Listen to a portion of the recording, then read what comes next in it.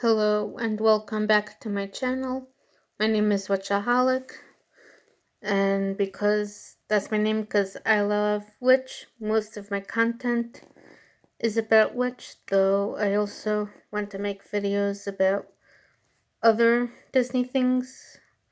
Like I'm trying to make a theory as to how all the Disney movies are in the same universe.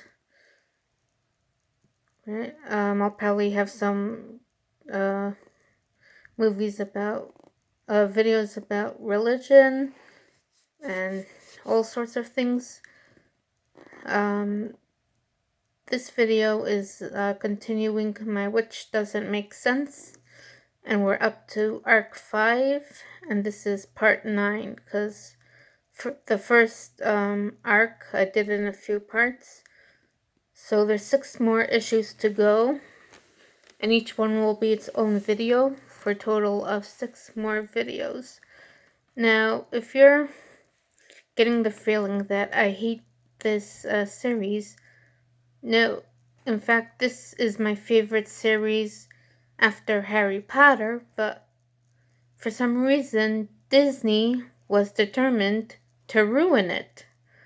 Even though it was so popular back in the day when it was coming out and there was merchandise and all sorts of things, some Scandinavian authors even wrote their own books, though I don't think they're part of the canon, which begs the question, how were they able to write it in them in the first place? And of course, which is still so beloved by us older fans who grew up reading it, and yet Disney just refused to do anything intelligent with it after the first 6 arcs. I mean, it still went on for 11 arcs, but it's there's just so much nonsensical things going on. If they actually, wrote it intelligently and paid more attention to continuity, it might have gone on for much more issues. Who knows, maybe we would have gotten a second generation or some other spin-off. I read they were actually planning a chicken comic about Yanlin's generation, but that was cancelled for some reason. And then, of course, there was the TV show, which was enjoyable. It seems like the average fan enjoyed it, but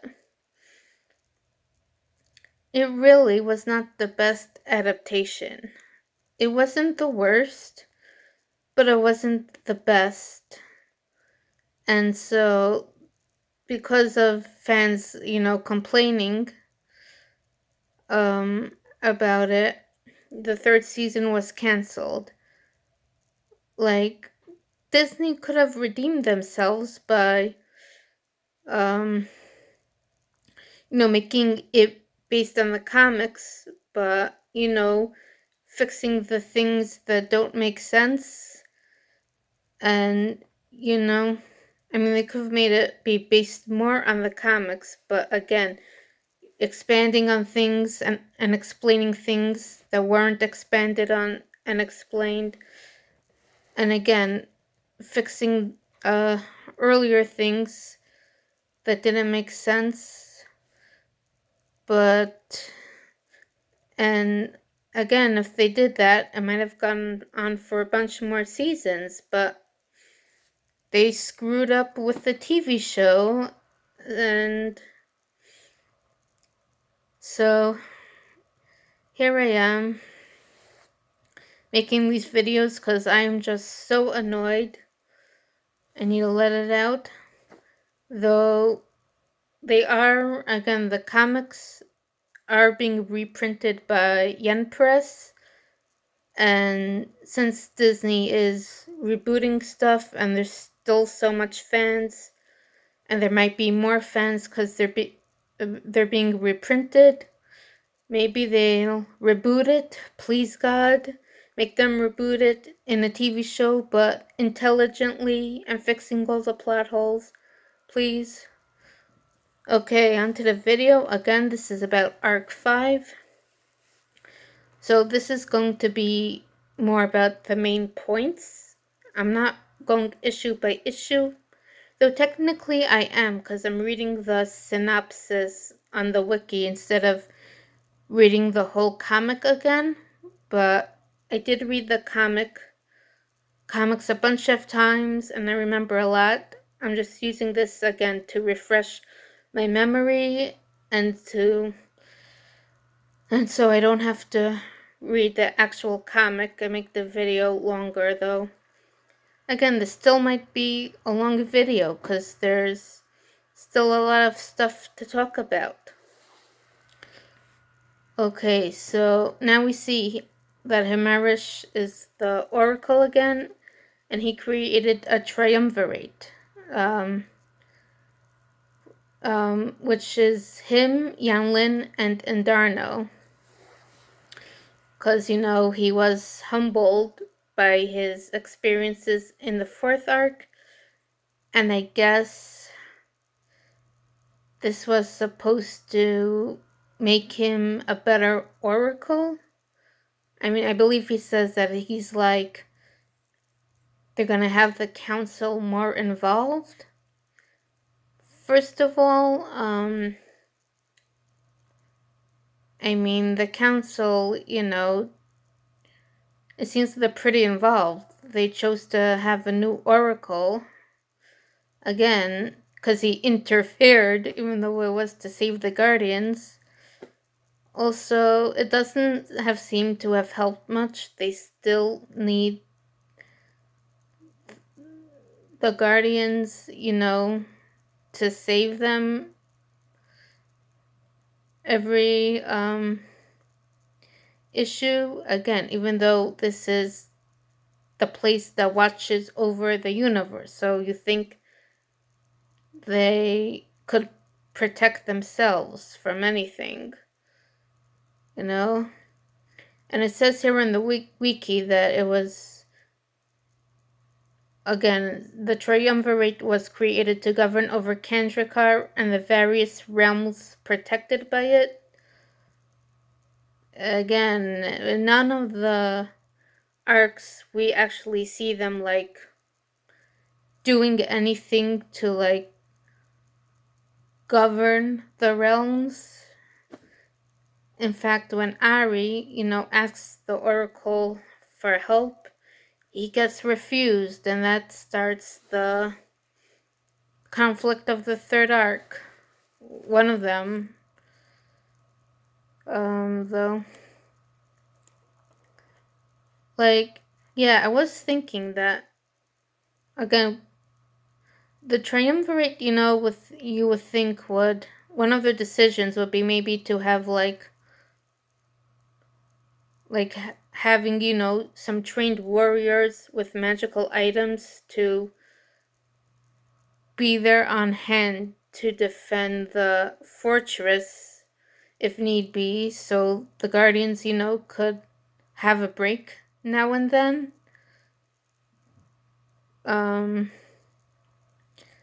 Though we actually see in the third arc, there's where we see the White Heralds. So it seems like they're messengers, but they might be soldiers also. And again, they also have powers, and we're gonna see the next issue, there's a whole chamber full of magical, mystical artifacts. Though really it's like a copy of them. I'll discuss it. And yet, they always need the Guardians to save them. Again, this is such a missed opportunity for having one or more arcs being about, worlds being fed up with Kandrakar, not doing anything to help them, and so they decide to have like their own council, and Elyon and Ari maybe are conflicted of whether they should join. Hey, that's a good fanfic. Maybe I'll write it, though I have a lot of other things I'm concentrating on, so if you want to write that, be my guest.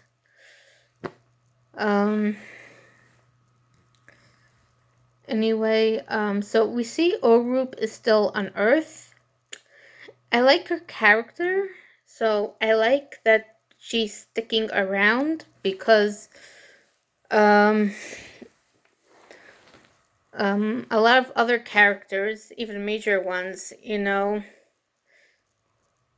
appeared, one arc. In Elyon's case, two more arcs, but she was only in the fourth one because of a revenge plot by Phobos, and the last arc, she, appeared, but, we didn't really see anything about Metamor. So, I just wish we could have seen more about, again, Metamor. And again, I mean, okay, there was an Elyon special, but that was just one special. Why couldn't we have gotten an arc of her, like, trying to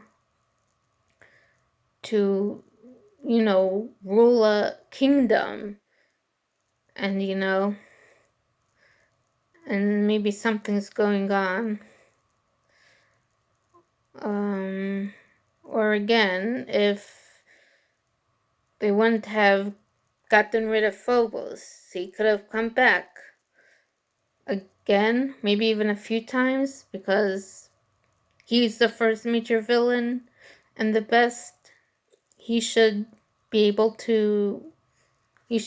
coming back more often.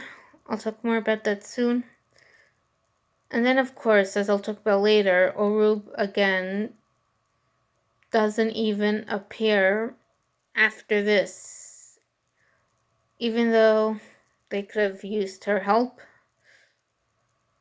Okay, so, but anyway, she's on Earth still for some reason. I mean, again, it's good for the girls. It turned out to be good for the girls, but, like, doesn't she have her, like, own life again? Though I think she was, like, I mean, she was Lupa student for a while, so I guess she doesn't really want to go back to her home world. But then, of course, where was she when she left at the end? Now it says Orub was hired as an editor for a new teen magazine. Again, like, yeah, she was attending college there, but it doesn't seem to have been for long enough to graduate and get a degree, right? And the Oracle actually gives her a gift, which is an animal from Basiliate that hitched a ride with him. And she's actually allergic, but I think she still keeps it. And later, I think, I don't remember exactly what happens, but I know that he does end up in their headquarters, which is Cedric's bookshop, in the next arc. And then when they had the magic bus, he lived there. I mean, he's cute, but again, he's from another world.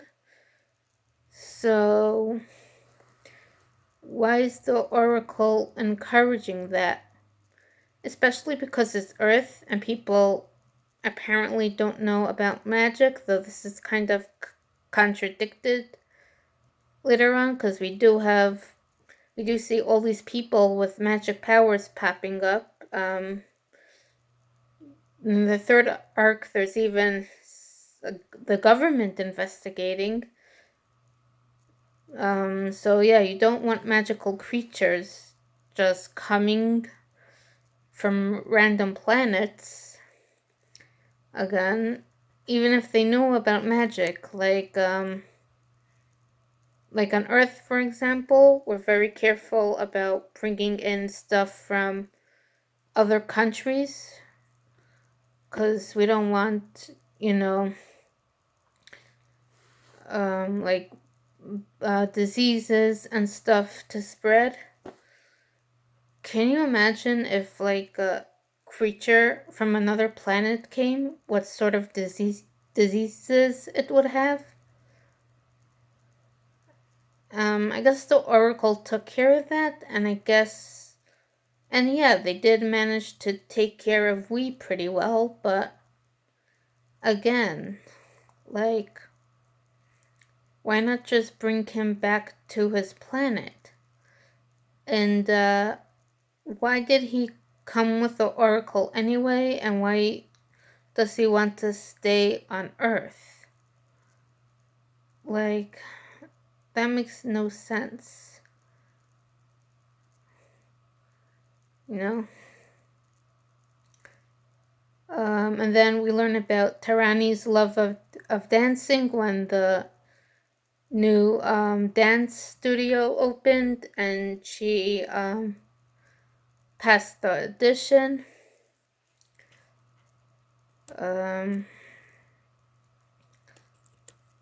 Okay, going to the next one. So this one, again, Tarani and Cornelia want to know what will happen if they give up their powers. So they actually get to see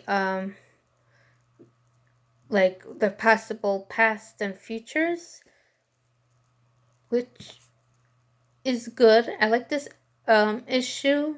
It's very nice of the Oracle, but again, why doesn't he like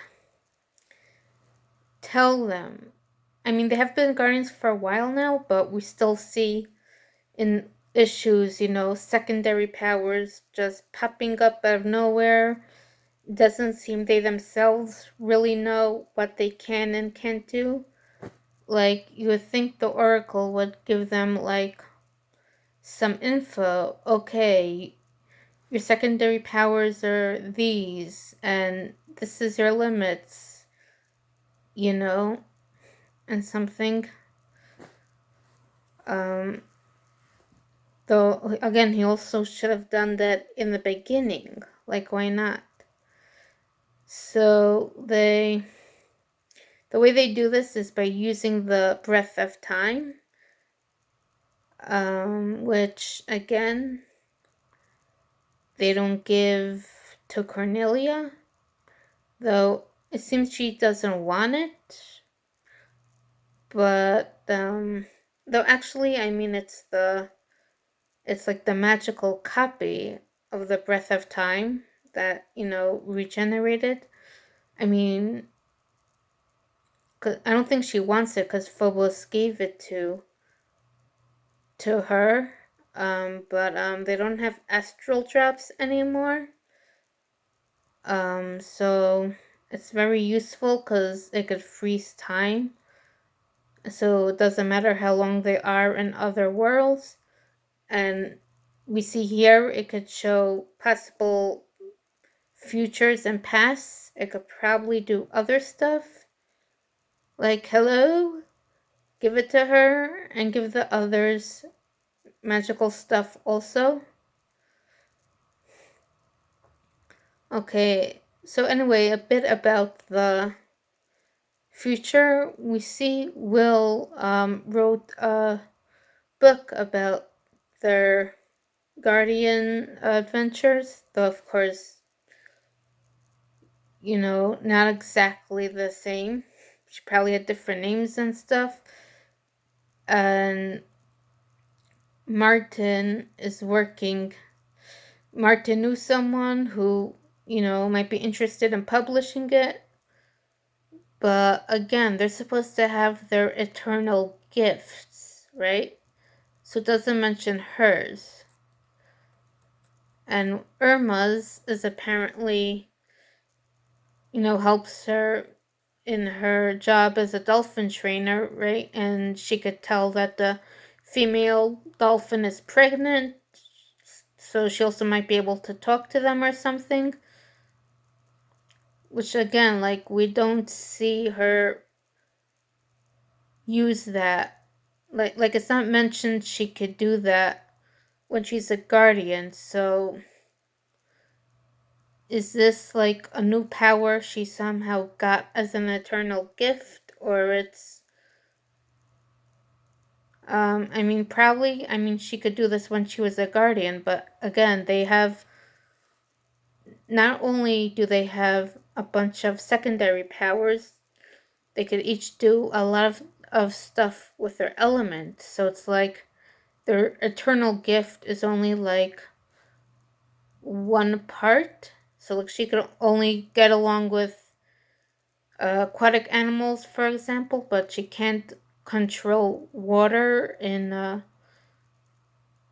much smaller way or anything. The same thing with the others.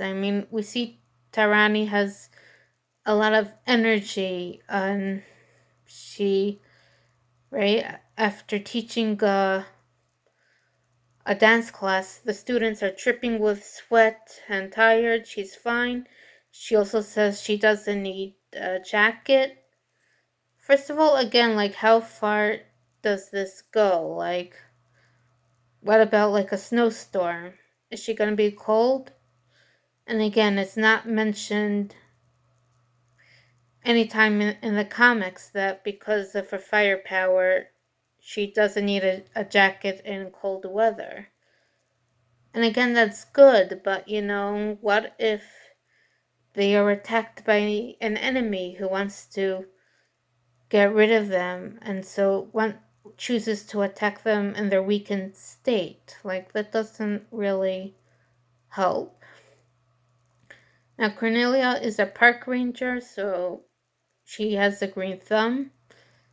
And this, I like how it's portrayed, because when we see Kadma, we also see she has a green thumb and her plants grow really well.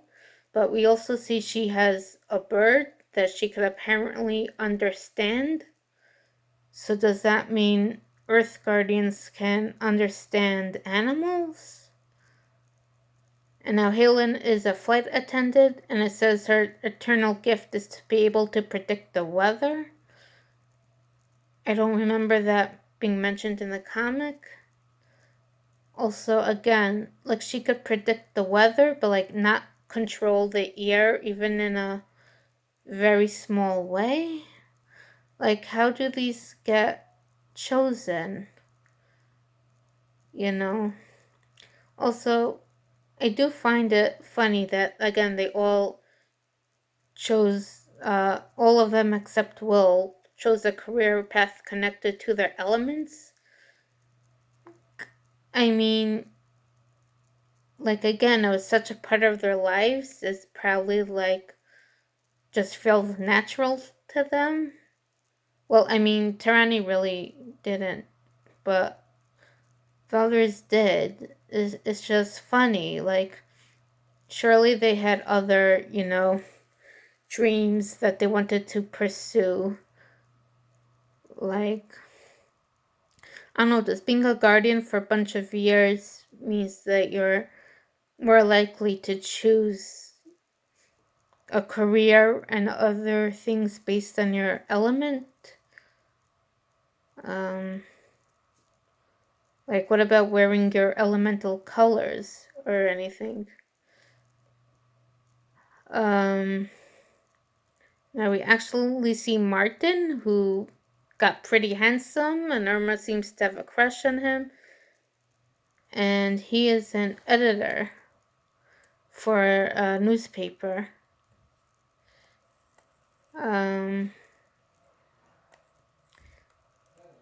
Now, there's also a past that we see what happens if Will didn't take the heart right away, which is interesting.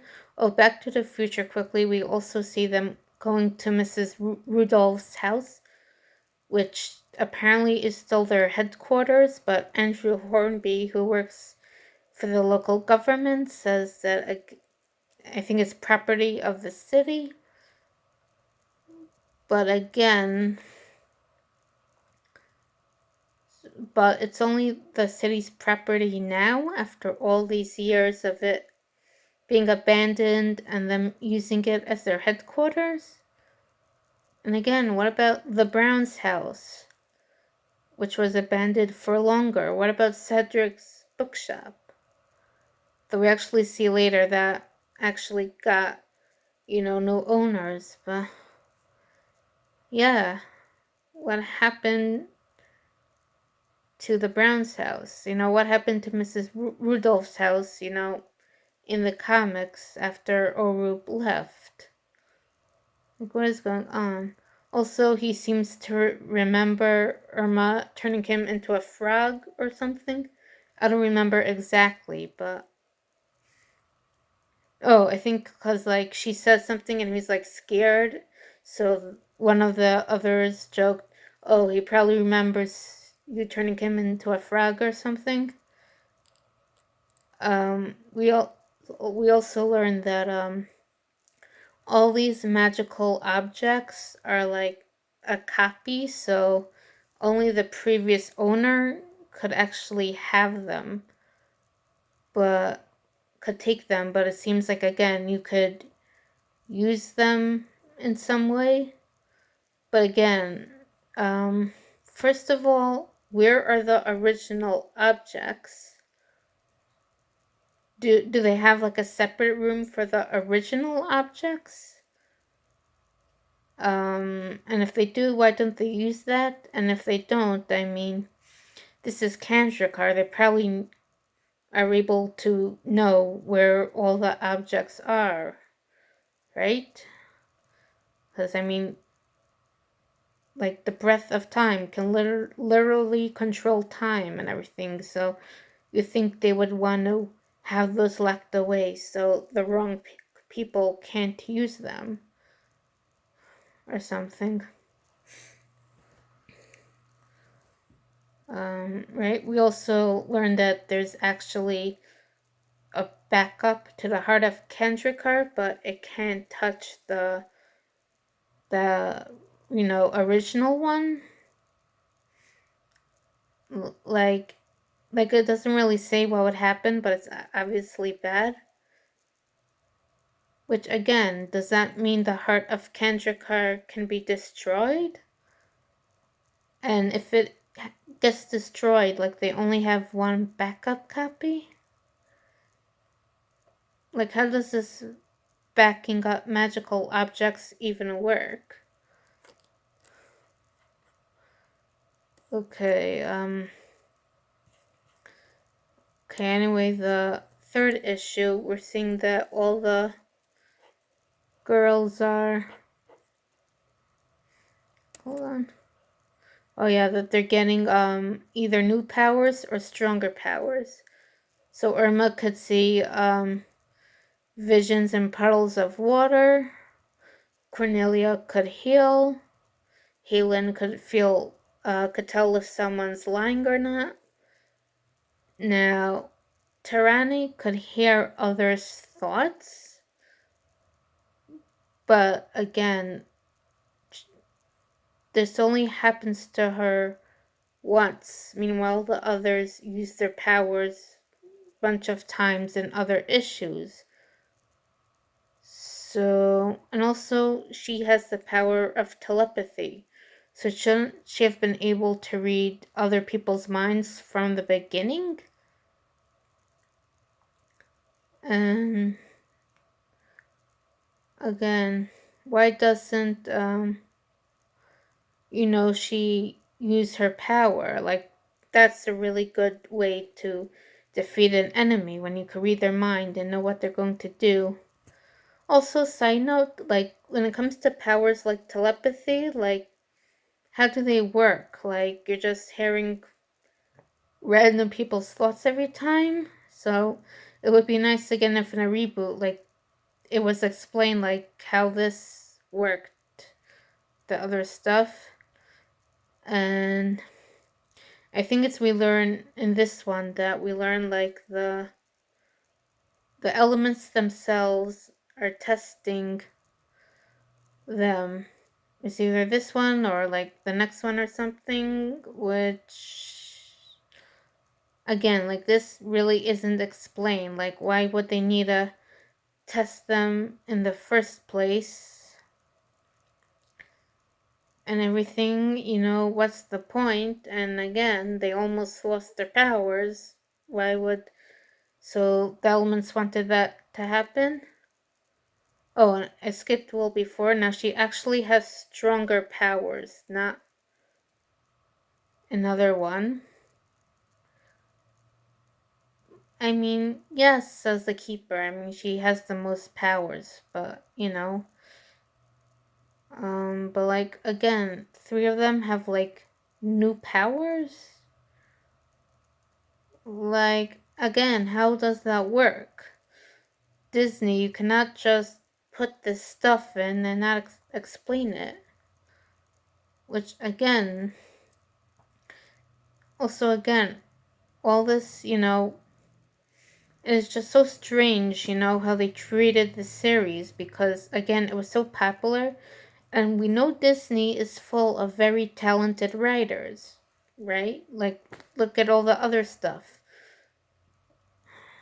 But all of a sudden, when it came to this, they couldn't write it in an intelligent way, especially the later arcs.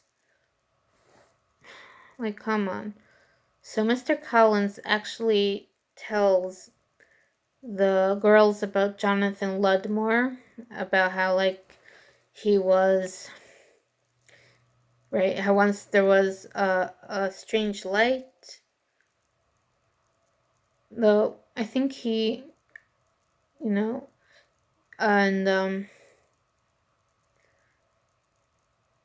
I think he tells them again about the Book of the Elements. I don't remember. It says here on the wiki that he does. So again, how would that be common knowledge?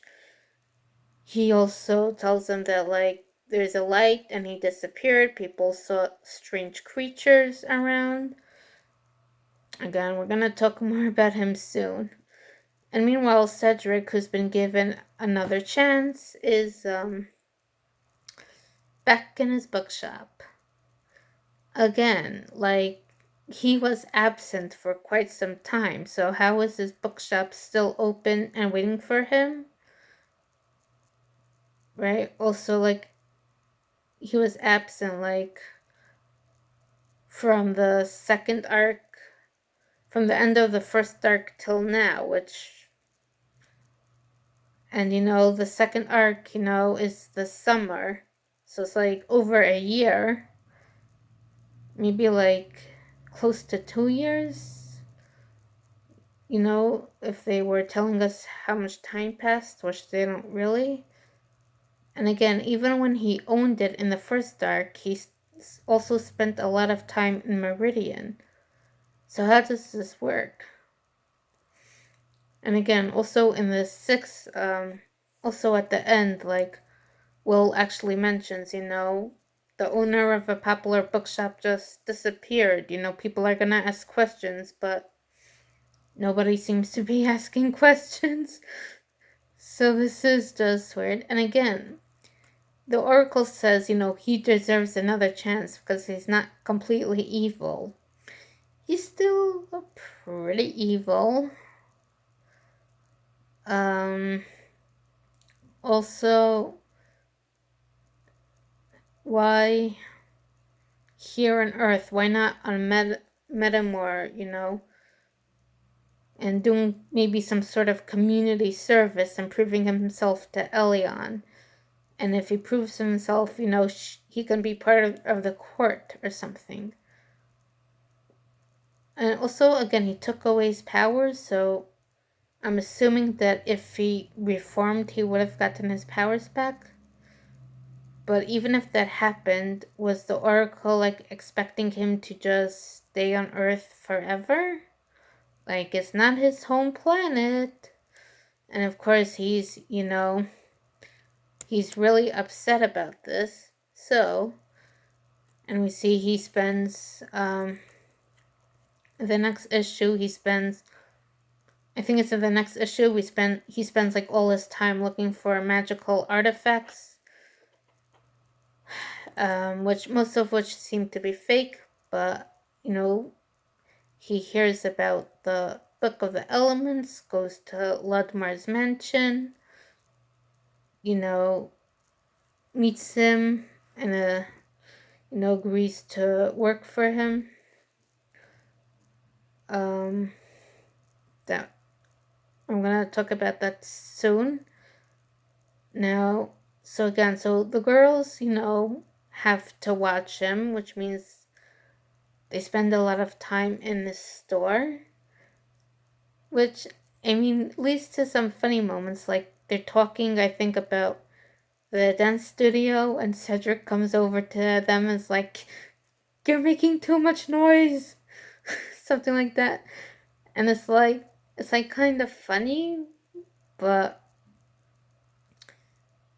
again, they're like, even though they're guardians, first of all, again, they have their own life. They have their own lives on Earth. And second of all, even though he doesn't have his powers, again, this is Cedric, one of the smartest characters ever. In the last arc, we saw he shapeshifted into Elyon to get the Crown of Light, which he wasn't able to use anyway, but, like, again, he's pretty tricky, and the Oracle is just trusting he'll, reform, and that he won't try to get his powers back or anything, or do something to harm the girls, in a small way. Um, hmm. The Oracle has quite some screws loose. And again, I do like Cedric a lot, but again, we couldn't have Phobos. Like, the Oracle couldn't have zapped him back to prison, and, and he couldn't have gone, like, his own redemption arc, though obviously, in an intelligently written way. Again, what about Frost? Who we know is in the Tower of Mists. So anyway, I think it's in this issue the girls decide they should all try out for the dance studio. I believe it's to support Tyranny. But again, why do they need to do that? Especially all of them. Because again, Will has her swimming, Cornelia has her skating, Helen has her, like, sewing and everything, but it's not like that. Doesn't seem she has a lot of. It doesn't seem she spends a lot of time doing that, and Irma, of course, doesn't really have a hobby. So why couldn't it have been just the two of them signing up? Like, why do they need to support her? Exactly. Like, they're very good friends, they don't need to dance with her to support her. And also we see Nigel, wants her to choose between him or her dance. She chooses dance and they break up, which again proves that children shouldn't be dating, because besides that, there's no reason for this, because they're kids. They most probably will break up anyway, and there's like nothing in it for them. Like, they're not going to get married then and settle down, you know? Um, and though also from a fan, I mean, like, I did like Nigel. I think but, I do like the idea of Rani and Martin. Anyway, they break up, which again, like, having so much romance in children's media is so unnecessary, you know. And again, you don't want to encourage kids to have boyfriends and girlfriends because, again, they don't need it at all. It does nothing for them. So, anyway, we see Cedric goes to the Latimer's mansion, gets the book, and Latimer introduces himself. And, Cedric agrees to work for him. Now, apparently, Ludmore still has his powers, even though he's trapped in the book. And so we see, like, Ludmore sends his magical eye to where the girls are, and they start a fire. And they're there because, again, Irma had, like, a premonition.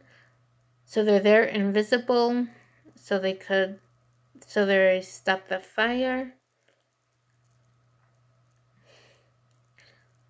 Like, again, he could do this all, but he can't escape a book. Like, I'm gonna talk about more of this. I think the next issue. Also, Eric, left with his parents because he was staying with his grandfather while they were away. I don't think it's said exactly. So now he's going with his parents and they're moving to Open Hill. And of course, Halen is very upset at this. Again, kids should not be dating because not only do they don't need relationships, they don't need to be going through all this potential heartbreak and stuff. There's plenty of time for that when they're older. But I do like Helen and Eric as a couple, but again, save the romance for when they're a few years older,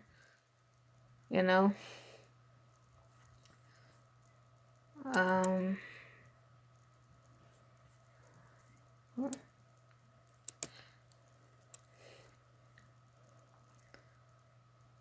oh, it says here that Matt and Will are celebrating their 1 month anniversary, but they've been dating longer than that, right? I mean,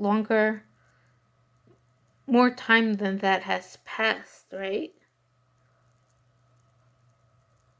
It's here that Nigel and Tarani had their fight, but Also, I just want to mention something I didn't talk about in my video about the third arc. Like, there was the side plot about Danny Ashcroft, who's Nigel's older brother, was a bit of delinquent.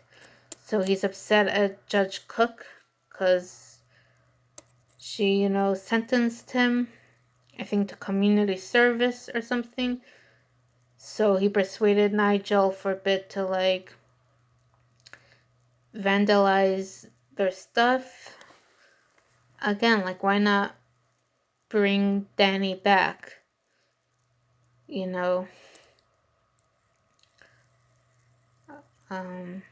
some way, of course, in an intelligent way. So anyway, Susan, again, they're getting, Susan and Dean are going to get married.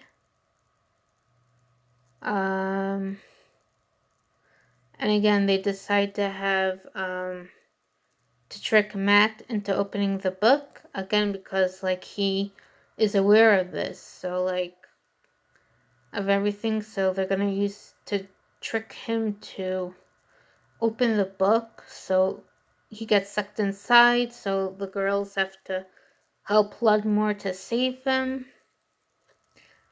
Like, again, he still has all these powers, and he could suck people into his book and control the world in it, but he can't get out.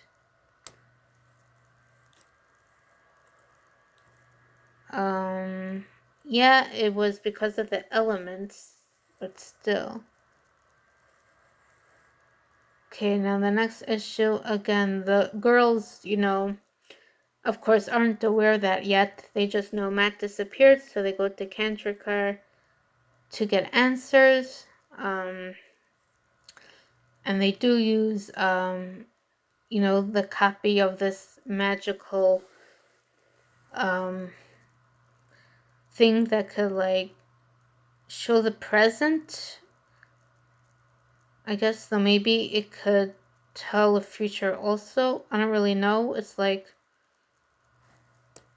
I forgot exactly what it's called, but, since I'm on the wiki, I'm going to look at it now.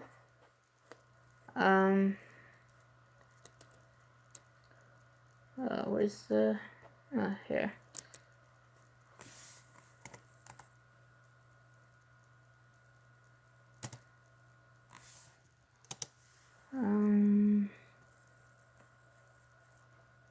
Oh, no, wait. Hold on, I did the wrong thing. Oh, it's called the Sphere of Lagada.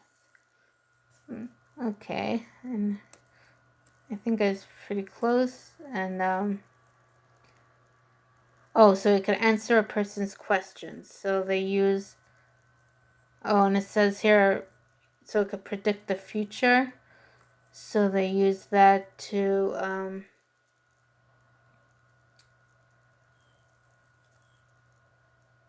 so they can use that to find out what happened to Matt. And so Darno tells them, about the Book of the Elements, which, again, how did he know? I guess because all the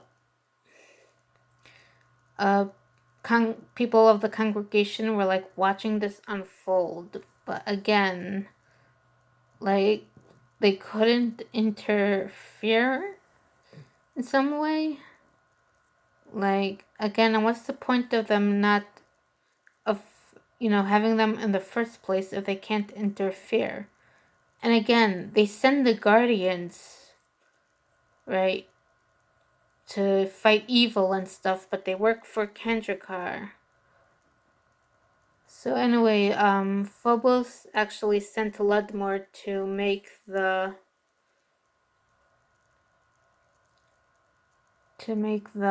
portals. Oh, I think that is revealed though in a later issue. Here he says, just Ludmore tried to harness the powers of the elements, especially their darker side. So they trapped him in his book and then tried to return to their source, spreading out to different places, and the magical beings were summoned to watch over them. First of all, again, how powerful is Ludmore supposed to be that he even tries to harness the elements? And again, these are the elements,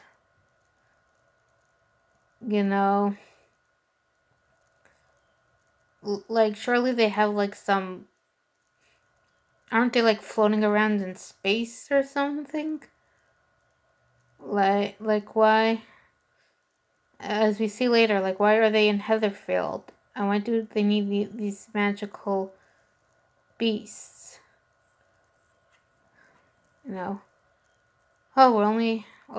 This video is pretty long, but so I'll just go ahead quickly through all this stuff. So again, oh, also they get the regenerated map of the portals, which, as we'll see later, shows Heatherfield. So anyway, Cedric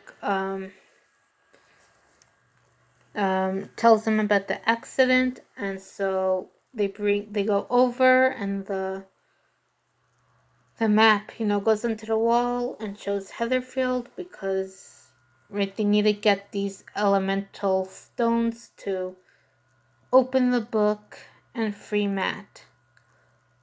But again, he gives them riddles, which again, it's only by luck that Will, had the answer to the first riddle. So why is he giving them riddles in the first place, right? He wants to get freed. And again, this whole elemental stones thing doesn't really make sense. So it's like the actual elements themselves or something. And again, Will has the heart, which first of all is supposed to be the super powerful object. So why can't she use it? It also has the seal of Phobos, which could open anything. Though I think she tried it, and and she was prevented from it. But again, it's the heart of Kendrickar. It's so weird how this, is the object that lets them transform to literally save the universe, or at least planets, in many cases Kendrickar, but yet it's not as powerful as a sorcerer, a regular sorcerer, who's probably is not nearly as powerful as them.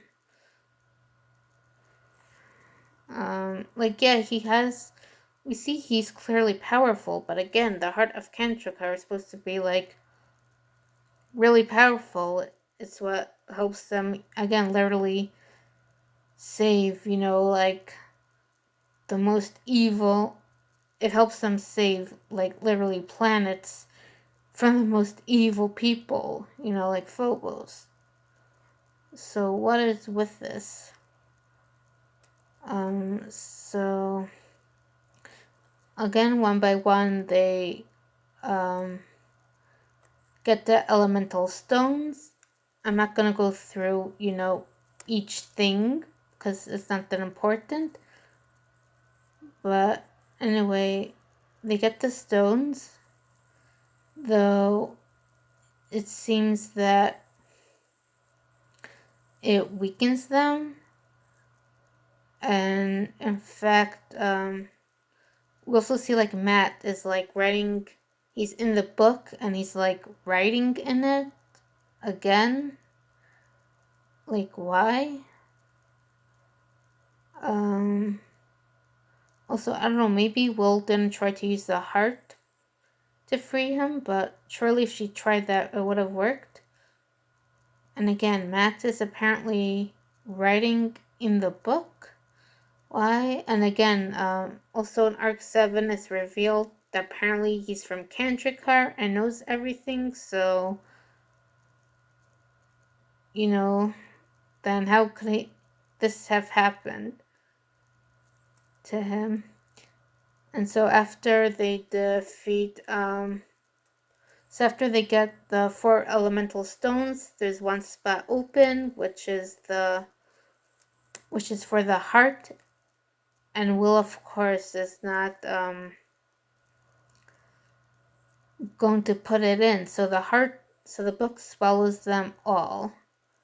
Which again, couldn't she have just used the heart to get Matt out? And, and maybe get Ludmer out and then defeat him? because it seems like he's only powerful in his book. In fact, when they're in the book, like, also they can't transform, their powers are even weaker than when they're in their regular selves. So again, like, it's because they put the elemental stones in the book. Like, how is that connecting to their powers? You know?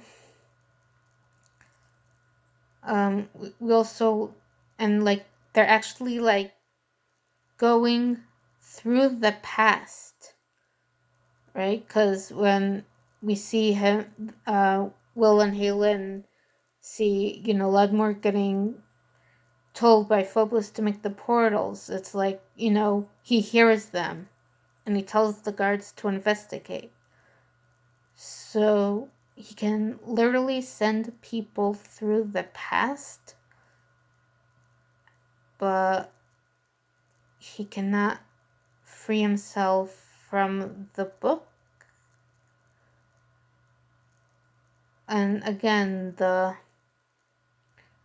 he was sealed in there by the elements, but like, they couldn't have just, gone out to wherever they were. Like, why did they think they needed to hide in Heatherfield, of all places? And why did they, and why did they leave him with his powers in the book? Again, how powerful is he anyway? And again, this whole thing about, like, Ludmore making the portals doesn't, I guess it does make sense in a way, but again, like, Phobos himself apparently couldn't make portals, so Ludmore is more powerful than Phobos? And I guess he made a portal to get to Earth? But again, like, he's literally going to another world. How did he blend in? How did he get a house and everything? And again, he wrote in his diary every day, so it became like magical. Like, how powerful is he? Right? And we actually learned that Heatherfield is a place where the 5 elements meet, but of course that's never brought up again. So anyway, at the end, they have this fight, and somehow Ludmore has got the power of the elements because of the elemental stones, but then when he fights them, they just get their powers back. Meanwhile, Matt writes Ludmore's name and crosses it out, so it kills him. Oh, and also before that, the most emotional, heartbreaking part, Cedric, who's there with his powers again. How could Ludmore give him his powers back? They're taken away by the Oracle. He sacrifices himself for Orup, who's also in there. He wasn't, like, did you have to kill him off? Like, again, he couldn't have just, like, he still was a pretty good character. Like, I've loved this. Of course, if he lived, probably he and Orup would have gotten married, and since he's, like, reformed-ish, he could have been their magical trainer. I'm just thinking of all the possibilities. But so he dissolves into ink, which turns out to be good for them, but of course, they shouldn't have been able to get sucked in the book in the first place because they had the heart. So anyway, they win. They go to Kandrakar by flying on the Transfiguration cards that somehow got there. There's a party, and Orub is heartbroken, so she leaves, I guess, back to w.i.t.c.h. and we never see her again. And yes, we see that they did fall in love, even though they didn't spend so much time together. But again, she still couldn't have come back in a few more arcs, especially to train them in arc 7. And we actually see when they come out of the book, they like destroy it. Like, there was no way they could resurrect him. I mean, he was turned into ink, but maybe the Oracle could do something, make an exception.